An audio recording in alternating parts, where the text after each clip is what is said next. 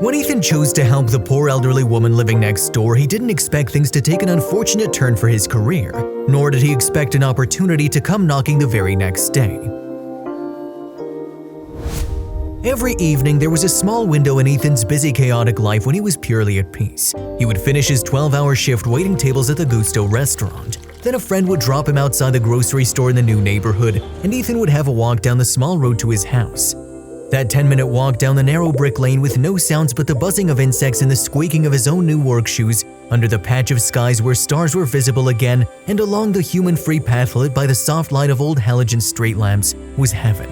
One such night, as Ethan dragged his feet home lazily but happily, there was an extra light in his eyes. Thanks to a huge catering event where half of the guests didn't show, there was a lot of leftover food that was distributed amongst the restaurant staff. Ethan's stomach growled as wafts of the delicious food from his bag reached his nostrils. With every step, he seemed to be getting hungrier. Why won't the store open? Ethan thought as he tried his best to outsmart the old rusty lock and key to the house he'd newly moved into. The fact that he was trying in the dark didn't help. "Twist, don't pull," Ethan heard an elderly voice from the other side of the fence. It was the fairly familiar face of the old woman who lived in the neighboring house. "You may be twisting the key and pulling the lock at the same time. Those old locks won't budge if you do that. Just take a breath, twist the key, and then pull the lock. It'll work." And it did. "Thank you, Mrs. I'm so sorry, I forgot your name." "Carol. You can call me Carol." "Well, thank you so much, Carol. I was a bit spooked to see anyone up in this lane at this hour of the night," Ethan said politely, ready to get into his house. "Oh, sorry, I didn't mean to scare you. I was just… never mind." Ethan noticed the joy in Carol's face disappear into a hint of sorrow. Ethan ignored the rumbling in his stomach and gave in to his kind side, asking, "Is everything okay, Carol?" Carol tried to nod her head, smile, and retrace her steps back into the house, but after a few steps she stumbled and barely managed to grab her cane and prevent a fall. "Oh, it's nothing, just old people stuff, you know. Weakness, occasional blackouts, a new surprise every week." "Have you had anything to eat tonight?" Ethan asked, disregarding the woman's masked humor. Carol was caught off guard by the direct question. She was trying not to talk about the fact that she hadn't eaten a proper meal in days. She hesitated for a second and confessed, "No, I haven't." Looking at the woman, Ethan was reminded of his own mother and how she would often neglect her own need for food and sleep while caring for her family. Now see, that's no good. I'll tell you what, I've got some food from the restaurant where I work. It's way too much and way too good for me to enjoy alone. This is perfect. We could both have a scrumptious dinner." Carol watched with overwhelming gratitude as her new neighbor came in, set the table, and made kind, lighthearted conversation with her as they ate. "This is the first house my husband Neil and I moved into after getting married. We never had a child, but our house was never empty. Oh, you should have seen the kind of house parties and game nights Neil and I would host. I can still hear some of that collective laughter of silly young men and women echoing in the room." Ethan listened, fascinated by the plain-looking woman's rather fascinating story. "But after he passed a few years ago, and after losing almost all those old friends to old age or the care of their grandchildren, I found myself alone. I was a teacher, but now I'm stuck with blurry vision that only money can fix, and lately my joints have been refusing to support me too. So I mainly survive on the crumbs of Neil and my savings and the kindness of the new friends that remain." "Well, here's to old friends and new." Ethan raised a glass of water and Carol joined the toast. After the late dinner, Ethan was back home in his bed trying to sleep, but the sad plight of the cheerful older woman kept replaying in his head. While setting up dinner, he had noticed that the fridge in Carol's house was completely empty and there were no grains or pulses anywhere. "I was able to help her today, but what about tomorrow or next week?" Ethan thought as he subconsciously kept connecting Carol to his own mother. After hours of being immersed in thoughts and worries, Ethan finally came up with an idea. At the restaurant the following day, he quietly kept an eye on the supplies room behind the kitchen. There was a large fridge and boxes of fresh produce, loaves of bread, meat, and more. Ethan had been working at the restaurant only for a week, but from the last 5 years of working in various restaurant kitchens, he already knew that often a lot of groceries were ordered in surplus. Ethan had noticed rows and boxes of old unused items forgotten and shoved to the back of the shelves. He had earlier planned on telling his boss about this, but now he had a different plan in mind.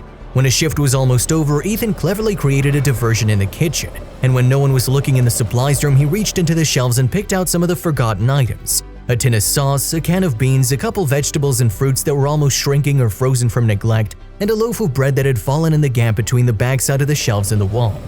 It took Ethan about 10 minutes to bag these groceries and hide them in his backpack. He skillfully managed to hide it from his friend on the way home and was excited to knock on Carol's door with a bountiful surprise. "For you." Ethan held the big bag of groceries in front of Carol. "What's all of this?" she asked. Groceries. These should help you put something together, at least until tomorrow, that is. Have a good night, Carol." Carol stood speechless as she accepted the bag of groceries and managed to smile back at her kind neighbor. "Where did this come from?" she asked just as Ethan was about to go into his house. "The restaurant. Don't worry, this is unused and forgotten food that wouldn't have been used anyway." Ethan smiled again and waved goodnight.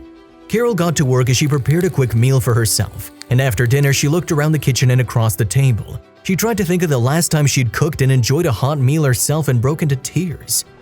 The next day, Ethan followed the same plan to the T. It was a bit more challenging, and his friend did look at Ethan's puffed-up backpack with a hint of suspicion. But somehow Ethan managed to keep a secret and drop the day's unused groceries at Carol's doorstep. A week went by. By then, Ethan was so used to the process of sneaking into the supplies room and gathering the groceries that he forgot to notice that his manager, Mr. Oliver, had caught him from the corner of his eyes. The very next day, Ethan was summoned into the manager's office. "You thought nobody would notice, did you?" Mr. Oliver grinned as he played the CCTV footage from the supplies closet. "See, normally we wouldn't go through these tapes unless there's been an incident of some sort. But yesterday when I saw you snooping around the back of the kitchen, I knew something was up. I got my guys to do a little digging, and guess what we found out?" Ethan froze as he watched a video of himself stealthily grabbing items from the supplies room. "Sir, I can explain. I was only carrying this for a poor old woman." "Oh, you were helping a poor old woman, you say? Well, that certainly makes it okay, doesn't it?" Mr. Oliver's voice was animated with sarcasm. "I'm so sorry, sir. I won't do it again." "Of course you won't. Not in my restaurant, because you're fired." Ethan walked home all the way from the restaurant that afternoon. The short walk along the narrow lane leading up to his house was not peaceful anymore. Instead, his head was spinning from worry after worry. "How'll I get another job? I just moved here weeks ago. I can't possibly move again. But how am I going to survive in this expensive city? How am I going to send any money home this month?" "Ethan, how come you're home this early?" Carol spotted him walking down with a defeated gait. "Come in for a coffee, young man," she invited Ethan in. The coffee helped, but Ethan had to return to his house and face his worries again at some point. Carol felt helpless and even responsible as she thought of Ethan's plight. The following morning, Ethan didn't want to get out of bed. He stayed in, wallowing, worrying, and thinking of a way ahead. That's when he heard a knock on the door. "Ethan?" the stranger asked politely. "What was a man in a suit doing in my house the day after I got fired? Is this some weird dream?" "Hi, Ethan. How would you like to work as a manager of my upcoming restaurant in the neighborhood?" "Huh?" Ethan asked, immediately regretting how rude he sounded. "Miss Friedman told me that you have a lot of experience in the restaurant business and that you recently became available for hire." "Miss Friedman?" Ethan asked. "Your neighbor? You may know her as Carol, but we old students of hers still call her Miss Friedman. I just happened to visit her last month. I told her about my upcoming restaurant and she kept that in mind." Ethan did remember Carol mentioning that she was a teacher. "So shall we discuss specifics?" The man in the suit sounded eager and friendly. Ethan couldn't believe that his biggest worry had been smoothed over overnight by the woman he only knew for a couple of weeks. The same woman who looked frail from hunger had served him an opportunity to turn his life around. As he looked through his kitchen window, he saw Carol giving him a thumbs up and waving as she waltzed back into her house.